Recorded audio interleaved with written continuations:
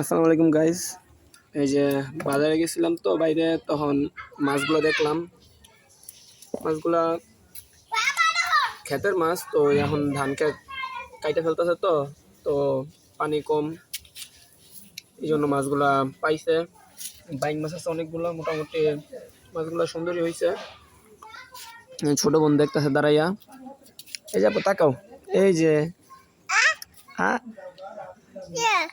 ভাইয়া, এই যে মাছ, এই মাছ মাছ গেঞ্জিত কি থাক আপু, মাছ মাছ মাছ তাকাও, এদিকে তাকাও, যেটা কি মাছ।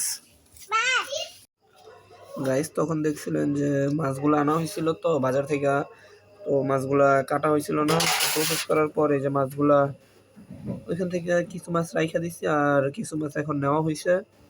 তো কাঁচামরিচ, পেঁয়াজ, ধনিয়া পাতা এগুলা দিয়ে দেওয়া হয়েছে। তো এখন রান্না বসাই দিব। তো আম্মু হলুদ মরিচ দিয়ে দিব এখন। পর্যাপ্ত পরিমাণে জিরা বাটা,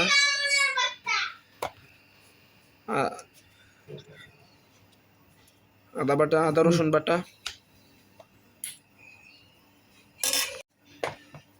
পর্যাপ্ত পরিমাণে লবণ দিয়ে দিতেছে, হলুদের গুঁড়া পর্যাপ্ত পরিমাণে, মরিচের গুঁড়াটা আপনারা আপনাদের স্বাদ মতো দিয়ে দিবেন, কে কতটুকু ঝাল পছন্দ করেন। তো আমরা পর্যাপ্ত পরিমাণে মরিচের গুঁড়াটাও দিয়ে দিলাম।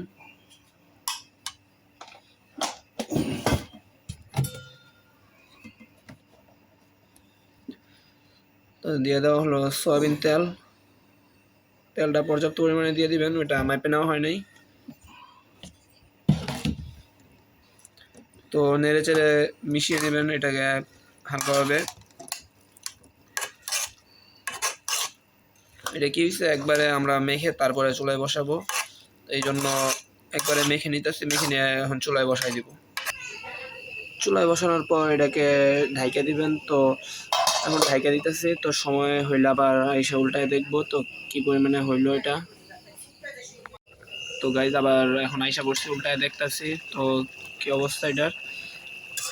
হালকা একটু ইয়া হয়েছে, তখন লাড়া দিয়ে দিতেছি। দেখেন কালারটা মাশাআল্লাহ কত সুন্দর আসছে।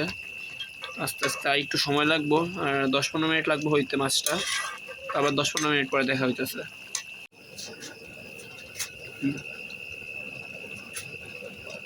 তো গাইজ আবার আইসা পড়ছি, তো উল্টায় দেখতেছি এটা। তো এখন ঝোলটা একটু ঘন হয়ে আসছে, মাছটা আরেকটু হইব, আর 5 মিনিটের মতন থাকলে মাছটা পুরোপুরি হয়ে যাইব। আবার 5 মিনিট পরে ফিরে আসবো। তো গাইজ দেখেন মাছটা হয়ে গেছে গা, তো এখন ঘরে নিয়ে যাবো। তো মাশাআল্লাহ মাছের কালারটা অনেক সুন্দর আসছে। তো ঘরে নিয়ে পরে আবার কথা হইব।